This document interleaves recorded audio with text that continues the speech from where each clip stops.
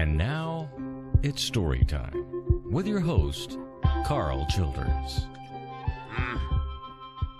I guess I ain't no spring chicken no more. I'm pretty old and give out. Ain't got no gas. I reckon as you get on in years there, it's a good idea to take care of yourself. I went to the doctor last week. Had me one of them deals where they check out your hind end.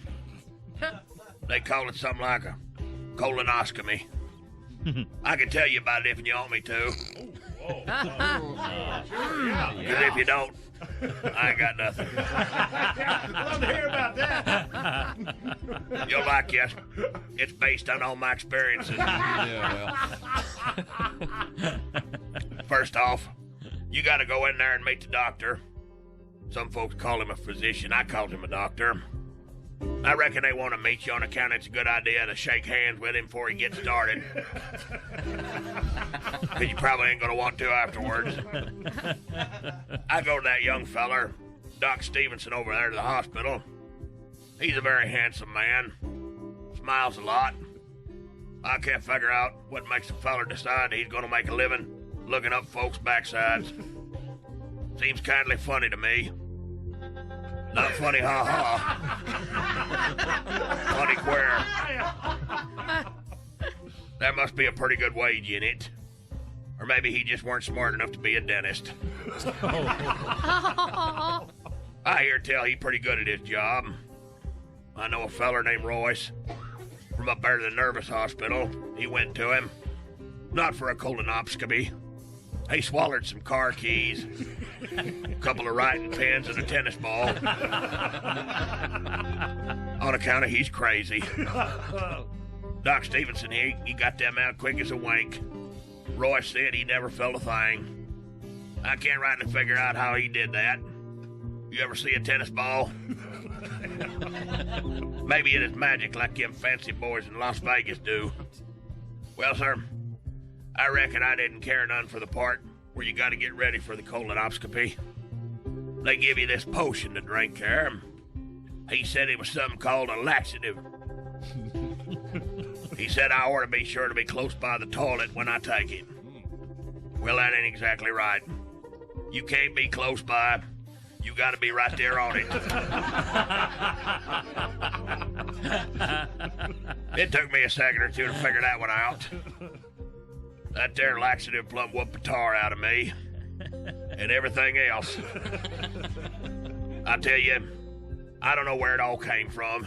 I was up all night flushing in shifts. The next morning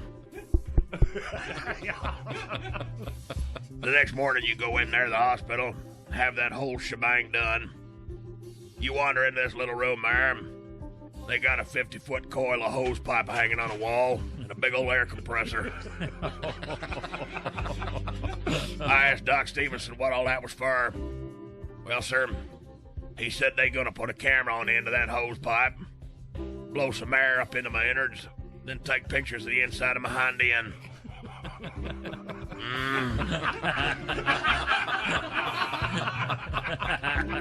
I told him I didn't need no pictures of that.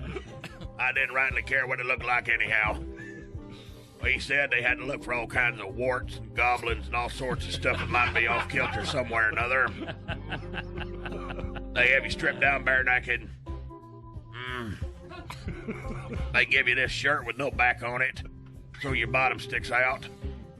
They lay you down on your side on this table there and tell you to sniff out of this cup. Well, I started to sniff, and just as I was going to tell him he didn't have to use all 50 feet of that hose pipe, I sort of faded out.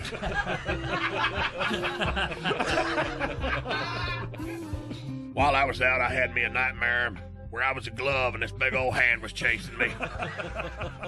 I didn't understand that part of it. I woke up all of a sudden. I couldn't feel my backside.